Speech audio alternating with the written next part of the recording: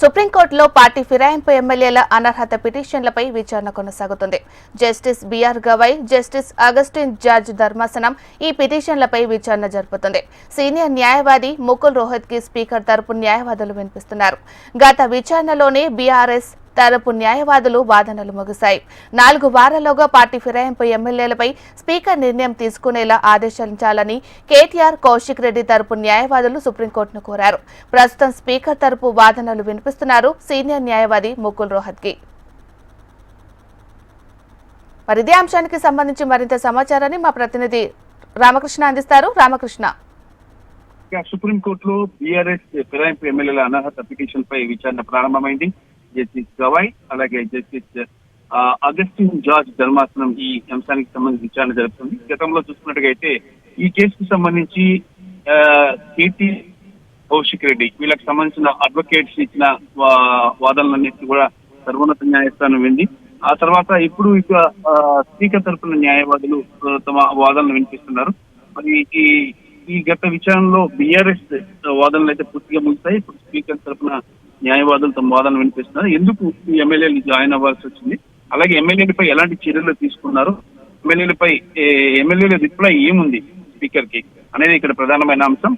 దీనికి సంబంధించి సుప్రీంకోర్టు చాలా సీరియస్ గా ఉంది. ఇంకా మీకు ఎంత టైం కావాలి ఈ ఎమ్మెల్యేలపై చర్యలు తీసుకోవడానికి, మొత్తం కాలం గడిపేస్తారా, ఈ 5 ఏళ్ళు గడిపేసిన తర్వాత చర్యలు తీసుకుంటారంటూ కూడా సీరియస్ వ్యాఖ్యలు చేసింది. ఈ నేపథ్యంలో స్పీకర్ న్యాయవాదులు కొంత సమయం తీసుకొని కౌంటర్ దాఖలు చేశారు. మరి ఇప్పుడు వాదనలు జరుగుతున్నాయి. మరి స్పీకర్ ఎలాంటి డెసిషన్ తీసుకుంటారు, సర్వోన్నత న్యాయస్థానం స్పీకర్ కి ఎలాంటి ఆదేశాలు ఇస్తుంది, ఒకవేళ కానీ సర్వోన్నత న్యాయస్థానం ఈ 10 మంది ఎమ్మెల్యేలని డిస్మిస్ చేసి మళ్ళీ ఎన్నికలు నిర్వహించాలని చెప్పినా కూడా దాన్ని స్పీకర్ ఆమోదిస్తారా లేదా, స్పీకర్ తన విచక్షణాధికారులను ఉపయోగిస్తారా అనేది ఇక్కడ కీలకమైంది. ఎందుకంటే లెజిస్లేచర్ శాసన వ్యవస్థలో స్పీకర్ సుప్రీం. మరి ఈ నేపథ్యంలో స్పీకర్ తన విచక్షణాధికారులను ఉపయోగిస్తే ఎమ్మెల్యేలపై చర్యలు ఎప్పుడైనా తీసుకోవచ్చు, ఇప్పుడు కాకపోతే తర్వాత తీసుకోవచ్చు. ఇంత టైం అనేది ఫ్రేమ్ అనేది లేదు.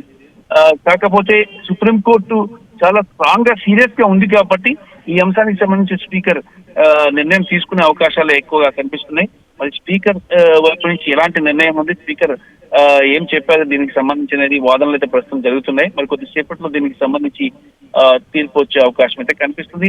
10 మంది ఎమ్మెల్యేల భౌతవ్యం కూడా తేలబోతుంది. ఆర్కే, స్పీకర్ తరపున వాదనలు ఏం వినిపిస్తున్నాయి? ఇప్పటికే పలుమార్లు స్పీకర్ రిప్లై గురించి సుప్రీంకోర్టు ప్రశ్నించింది. దీని మీద ఈ రోజు స్పష్టత వచ్చే అవకాశం ఉందంటారా? ఈ రోజు డెఫినెట్ గా స్పీకర్ తరఫున ప్రముఖ న్యాయవాది ముకుల్ రోహత్గి తన వాదనలు వినిపిస్తున్నారు. చాలా బాడీ వేడిగా వాదనలు జరుగుతున్నాయి సుప్రీంకోర్టులో. మరి ఈ స్పీకర్ కి టైం అంటే ఎమ్మెల్యేలకు ఆల్రెడీ నోటీసులు ఇష్యూ చేశారు, కానీ ఎమ్మెల్యే రిప్లై రాలేదు. ఇదే అంశం ఇక్కడ చర్చ జరుగుతుంది. మరి కొద్దిసేపట్లో దీనికి సంబంధించి నిర్ణయం వెలువడే అవకాశం అయితే కనిపిస్తుంది. Right, thank you RK.